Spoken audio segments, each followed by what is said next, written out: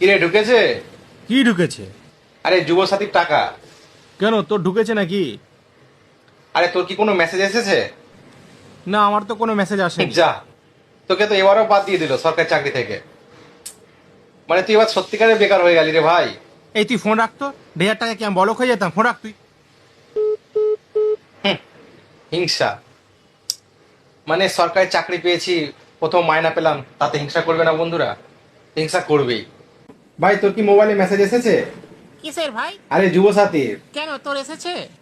ভাই আমার তো এসে গেছে ভাই। বাহ, ভালো তো। একদম সরকারি থেকে ভাই, হোয়াটসঅ্যাপে মেসেজ দিয়েছে, টাকা ঢুকে গেছে। সে ঠিক আছে, কিন্তু অ্যাকাউন্টের টাকা ঢুকেছে চেক আরে করেছিস? চেক করবো, দাঁড়া চেক করবো ভাই। মেসেজ এসেছে এটাই অনেক। আমি এখন যোগ্য বেকার হয়ে গেছি, এটাই অনেক ভাই। সরকারি যোগ্য বেকার। সে ঠিক আছে ভাই, আগে অ্যাকাউন্টের টাকা ঢুকেছে কি সেটা দেখ। আরে দেখবো, অবশ্যই দেখবো ভাই, পরে দেখবো কি আছে। ঠিক আছে, তুই যেটা ভালো বুঝিস। তুই দেখ, তুই দেখ তো। আরে আমার কোনো মেসেজ আসেনি।